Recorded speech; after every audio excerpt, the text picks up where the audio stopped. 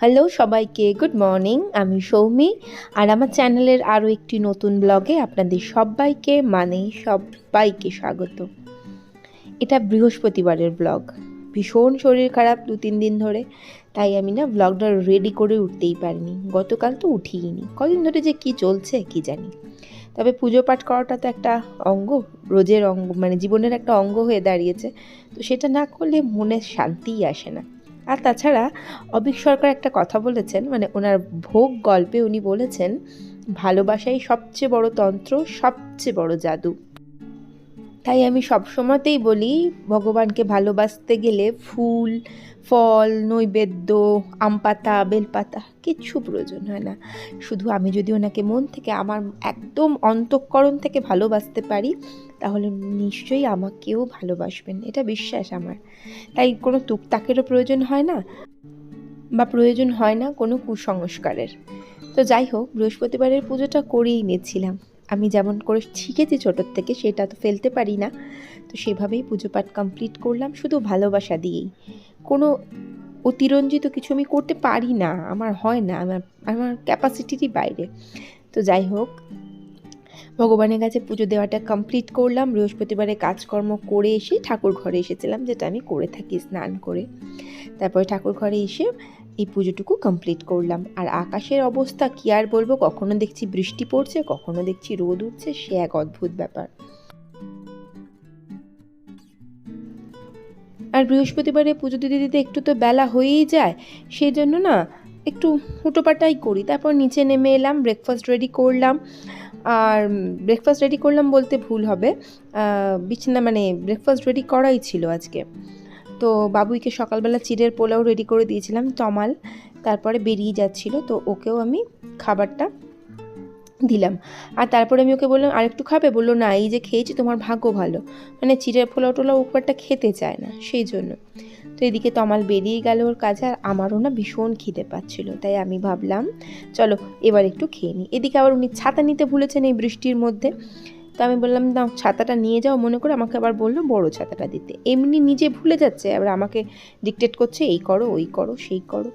তো এদিকে তমাল বেরিয়ে গেল, আর আমিও ঘরে চলে এলাম।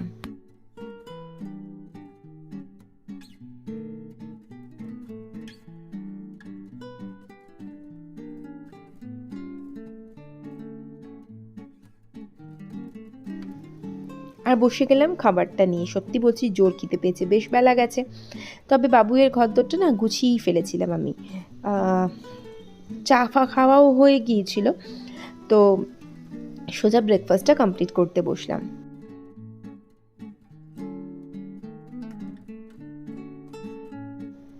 আর আমাদের বেডরুমটাও গোছানো কমপ্লিট। তো এবারে ভাবলাম চলো রান্না বান্না করা যাক। তবে বিশাল কিছু রান্নাবান্না কিছুই করব না। রান্না করব বলতে আজকে টমেটো দিয়ে কিছু করব ভেবেছি।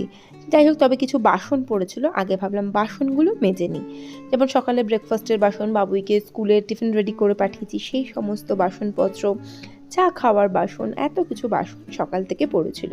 তাই আমি ভাবলাম আগে বাসনপত্রগুলো গুছিয়ে রেডি করে নিই।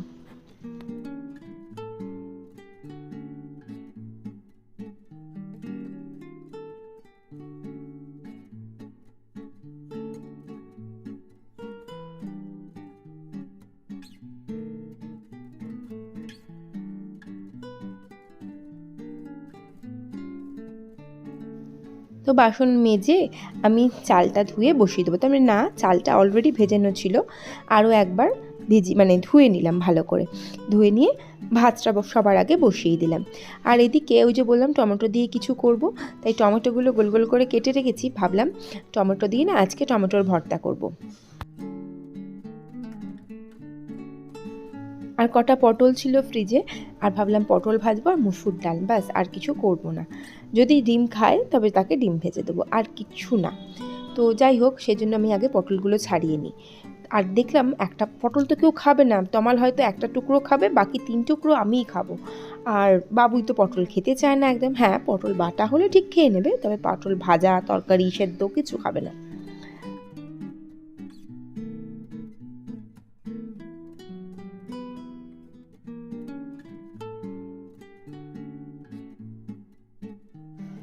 আর ভেবেছিলাম আমি একটা কথা, যে আলু মাখবো। তো সেই জন্য না কড়াইয়ের মধ্যে আমি একটু তেল দিয়ে শুকনো লঙ্কাটা খুব ভালো করে ভেজে নেব। শুকনো লঙ্কা পেঁয়াজ দিয়ে আলু মাখা খেতে আমরা তো ভীষণ ভালোবাসি, এবং মাঝে সাঝেই আমাদের বাড়িতে হয়। তমাল খুব একটা ভালোবাসে না, খায়। আমি ভীষণ ভালোবাসি, আমার বাবুইও ভীষণ ভালোবাসে। পেঁয়াজ দিয়ে মাখলে যা লাগে না আলু সেদ্ধটা খেতে। তো সেই জন্য একটু লঙ্কা আর পেঁয়াজ ভেজে নিচ্ছিলাম। তবে লঙ্কার দুটো তুলে নিলে আগে ভালো হতো, সেটা একটু ভুল হয়ে গিয়েছিল। ও না না, এটা না মনে পড়েছে, ডালে সম্বর দেওয়ার জন্য। কারণ আসলে অনেক দিনের ব্লগটা পুরনো হয়ে গিয়েছে, তো তাই মনেই নেই কখন কি করেছি। তো এই ডালে সম্বর দেওয়ার জন্যই পেঁয়াজটা আর লঙ্কাটা ভেজে নিয়েছিলাম। তো এরপর ওই তেলের মধ্যেই আবার একটুখানি পেঁয়াজ লঙ্কা ভেজে নেব। তবে তার আগে আমি ডালটা একটুখানি বসিয়ে দিই, ডালটা সেদ্ধ বসিয়ে দিয়ে ওর মধ্যে পেঁয়াজ লঙ্কা ভাজাটা দিয়ে দিলাম, একটু হলুদ দিয়ে দিলাম। আজকে না সব লঙ্কা, হলুদ, জিরে, ধনে সব ফুরিয়ে গেছে, সব প্যাকেটগুলো বার করেছি। এরপরে যে পটলগুলো কেটে রাখলাম ওর মধ্যে একটুখানি লবণ হলুদ মাখিয়ে নেব। আর তারপরে ওই তেলের মধ্যে একটু পটলগুলো আগে ভেজে নেব।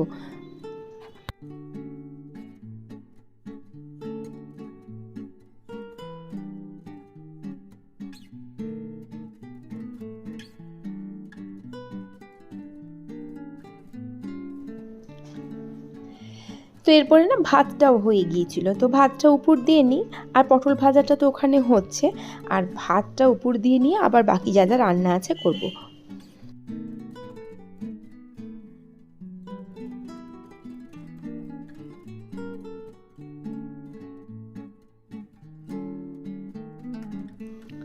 ভাত উপর দিয়ে নিয়ে তারপরে আরেকটু পেঁয়াজ ভেজে নিলাম, যেটা আমি যে টমেটো ভর্তা করব বললাম না, পেঁয়াজ আর লঙ্কা ভেজে সেটা আবার একটুখানি তুলে রাখলাম। আর ওই তেলের মধ্যেই আমি ওই গোল গোল করে কেটে রেখেছিলাম না টমেটো, সেই টমেটোটা দিয়ে দেবো। এদিকে আবার টমেটো ভর্তা আমি আর আমার ছেলে খাবো, সেটা আবার তমাল খাবে না, জাস্ট ছবেই না ওটাও। ও মানে অসহ্য লাগে ওর চোখে নাকি এইসব দেখলে। তো টমেটো আবার ভর্তা খাবার গেছে, এইসব আবার কি, এরম বলবে।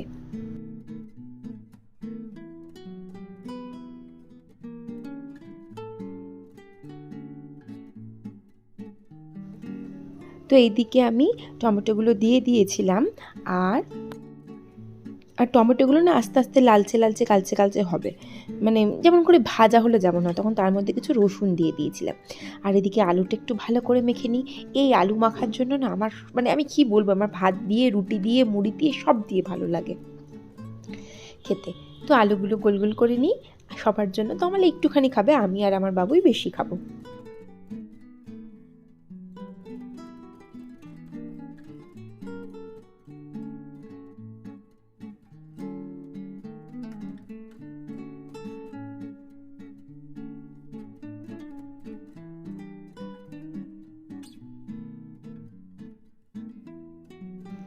তো 3 ভাগে আলুটা ভাগ করে নেওয়ার পর আমি ভাবলাম চলো এবার টমেটোটা মেখে নিতে হবে। টমেটোটা মাখার জন্য ওপরে না টমেটোর ওপরে খোসাটা না বাদ দিয়ে দিই আমি। তো খোসাটুকু বাদ দিলে আমার প্রচণ্ড গরম, সেই জন্য এই খুন্তিটা করেই মাখছিলাম। ভীষণ ভীষণ গরম, হাত দেওয়াই যায় না।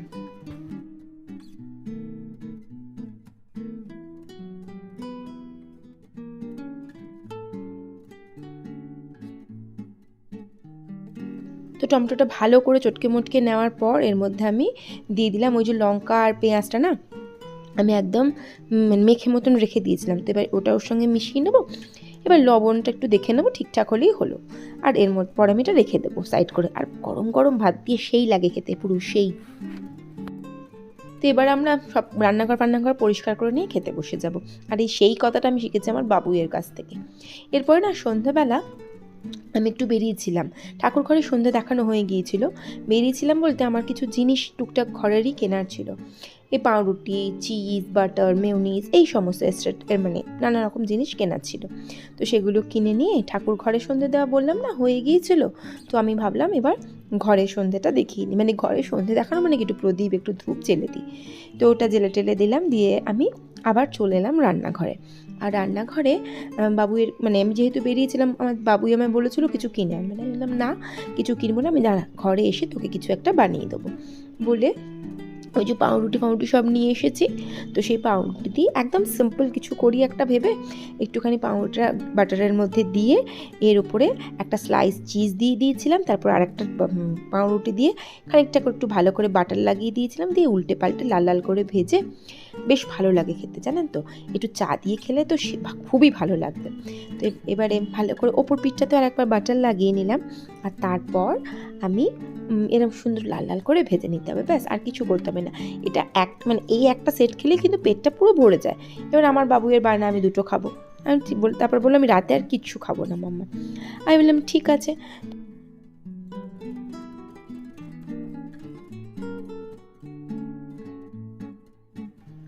বাবুইকে প্রথমে দিয়ে দিয়েছিলাম, আর তারপর আমি আমারটা নিয়ে চলে এলাম বড় ঘরে।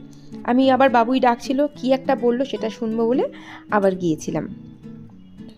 তো তারপরে না আমি আজকে অনেকদিন পর খাটে বসে বসে চা খাচ্ছিলাম। সচরাচর এই কাণ্ডগুলো আমি ঘটাই না, তবে আজকে ইচ্ছা হলো, কারণ বাবুই তো ওখানে অনলাইনে পড়ছে, আবার জল চাইলে বলে পায়ে ব্যথা তো উঠবে না, সেই জন্য আবার আমি একটু জল দিয়ে এলাম ওকে, দিয়ে এসে আমি আবার একটু বসলাম, একটা গল্প বই দেখছিলাম, তো সেটা নিয়ে আপাতত একটুখানি বসলাম। আর যা কাজ আছে সেটা হচ্ছে রাতের বেলা তমালের জন্য জাস্ট 4টে রুটি করা, আর কিচ্ছু তেমন আমার কাজ নেই আপাতত। কাজ মানে একটুখানি বসে বসে আমি ফোন ঘাঁটতাম, তো রাত হয়ে গিয়েছিল, প্রায় এখন 10টা বেজে গেছে। তো এবার আমি তমালের রুটিটা করবো বলে রান্নাঘরে চলে এলাম। আর ওই যে আটাটা ফ্রিজে ছিল, আর আটা ফ্রিজে থাকলেই আমি তো বেলতে পারি না রুটি, কিরম একটা যেন হয়ে যায়, এমনির আটাই রুটি বেলতে পারি না ঠিক করে, আবার ফ্রিজের আটা। তো যাই হোক, কোনো রকমে বেলে টেলে নিয়ে সেঁকে টেকে নিই, একদম গরম গরম রুটি খেতে তো আমরা সবাই ভালোবাসি। তো তমালের জন্য রুটিগুলো যাতে বেশি গরম থাকে, হটপটে তো থাকেই, যাতে একটু বেশি গরম থাকে, ওর যাতে একটু খেতে ভালো লাগে, সেজন্য আমি রুটিটা ও আসার সময়তেই করে থাকি। আর রুটির ফুলকো না হলে তো মোটেই ভালো লাগবে না। তো রুটিগুলো না একটু চেষ্টা করছিলাম যাতে ফোলে, কিন্তু ওই যে না ফুললে আর কী করব। তো রুটিগুলো আমি এখন সেঁকে নেব।